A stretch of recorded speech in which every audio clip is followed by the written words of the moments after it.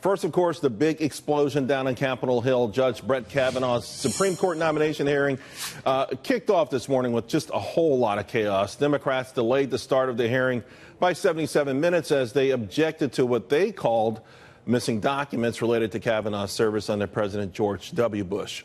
Protesters also making their voices heard. There were a dozen arrests, but when it was time for Kavanaugh's testimony, his focus was straight and narrow. Take a watch. I do not decide cases based on personal or policy preferences. I am not a pro-plaintiff or pro-defendant judge. I'm not a pro-prosecution or pro-defense judge. I am a pro-law judge. The Supreme Court must never be viewed as a partisan institution. The justices on the Supreme Court do not sit on opposite sides of an aisle. They do not caucus in separate rooms. If confirmed to the Supreme Court, I would be part of a team of 9, committed to deciding cases according to the Constitution and laws of the United States. Here now to break it all down, Carrie Severino, former clerk for Justice Thomas, or currently she's the chief counsel for Judicial Crisis Network. Democratic strategist Robin Biro is with us, as well as Fox News contributor Deneen Borelli. Carrie, let me start with you. Wow, what a scene today! I was shocked to even had any time to discuss, but apparently the debate here, from the Democrats' point of view, that I could glean was two things, and you tell me if there's any legitimacy to this. A lot of documents out there. They say up to 90% of the things that the judge has written in his lifetime, as a working judge, and also the process in of itself that you saw where the Merrick Garland, his confirmation was delayed, and now all of a sudden there's this massive sense of urgency. Is there any credibility with either of those issues? No. Bottom line is no. First of all, this hearing is actually coming 10 days later than the last two nominees had their hearings. So they had their hearings 47, 48 days after they were announced. This one's 57 days. So there's no rush here. This is a totally normal schedule. What the problem is, they know they're as Senator Hatch put it, they're 30 points down and the clock is ticking, and they just keep on trying to hit timeouts every chance in the hopes that maybe they'll win. The document thing similarly is a total distraction. They're trying to redefine the world of documents to mean every document, literally every document that mentioned Kavanaugh in the Bush White House, not even documents he saw. So if you defined it that way, we didn't see all of Kagan's documents either. They're trying to just make this into a complete circus. And if you saw those people, it wasn't even 12. By the end of the day, I saw the number 70 people had been arrested at the hearings. It was really a shameful display. It was political theater. It was shameful. Anytime your children have to be escorted out, Robin, listen, I know the Democrats are desperate here. They wanted to disrupt it, but at one point you had Blumenthal had 21 interruptions, Cory Booker 14, Kamala Harris 9, Chris Coons 2, Patrick Leahy 2, and the list goes on and on. These are senators of the United States, and there was no decorum, there was no order there. Senator Grassley, of course, it looks like he tried to be a statesman at least early on, and they took complete control, but I think to their detriment. As I was saying... Yes, this was for sure to their detriment. And let me explain why. What they're doing is straight up political theater, and they will be using these for campaign ads to show that they were part of the resistance, that they fought this administration. That's not going to resonate with everyday Americans, in my opinion. Granted, he needs to be thoroughly vetted, but the way that this was conducted was just preposterous to me, and it did a disservice to the judicial process of nominations.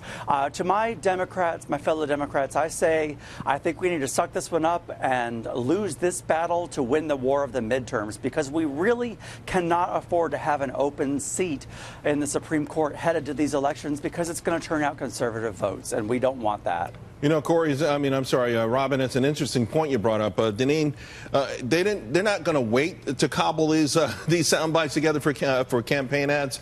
I got one right after Cory Booker went off the first time, okay?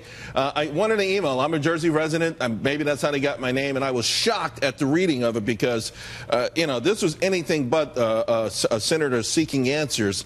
One of the lines that caught my attention: President Trump should not be able to handpick a judge who could effectively serve as his, quote, get out of jail free card. But the entire message, not only was it a fundraiser in the midst of all of this, but it was so critical, so damning of Kavanaugh, who at one point was even called evil, I think, or there was suggestion that if you voted for his confirmation, you were evil. But this is by Senator Cory Booker. Excuse me, well, you said right off the top that this was sheer chaos. And you have to look at the fact that the Democrats are doing nothing but obstructing any and everything that has to do with President Trump. And don't forget, even before the name was announced, Kavanaugh, they were already had the signs printed up, the activists, that they were going to stop whoever it was. They had a sign printed up for each possible person that would have been recommended for the Supreme Court. So the left is doing nothing but obstructing all things Trump, and we've seen it firsthand today, and it was an utter circus, and it was really embarrassing, actually. You know, Carrie, at one point, it seems like Senator Feinstein tried to take the calmer approach, but her comments struck me. And one of the things that she mentioned was with respect to Kavanaugh being outside of the mainstream of American legal opinion. What is that all about? Does this get back to the debate over whether or not the Constitution is a living document, or somehow a Supreme Court justice must be in tune with the goings on of the day? Well, there are those debates, but I don't even think we are getting that deep into the thought. Right now, to Democratic senators, it seems that calling something mainstream or not really just means I agree with it or not. So they're not even thinking that far deep into his political philosophy. It's just a slur. And to anyone who actually knows Judge Kavanaugh and knows his reputation in the legal community, it's ludicrous. You had people like Lisa Blatt. She is the woman who has argued the most cases in history before the Supreme Court, a liberal, feminist, Democrat.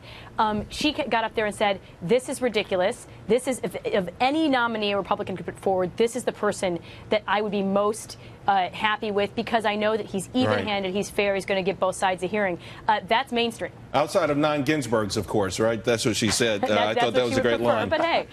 But Carrie, and I'm going to ask everyone else, though, the implication, though, is that hidden in these documents that the White House is taking executive privilege on could be sympathy toward torture, resistance toward Roe v. Wade, and even something damning with respect to Enron. Does that carry any weight at all? It's all wishful thinking. They're claiming, guilty until proven innocent is what's going on here. They're like, oh, there's something in the documents. Look, every president has executive privilege. They can assert that. They knew that going in, but they're trying to pretend that there's something there because they don't have anything else to stand on. They look at his 12 years on the bench, his 300 opinions, and he's an amazing judge, and so they got to try to distract and say, no, he's guilty until you give us 5 million more documents here. Right. That wouldn't be enough to satisfy them.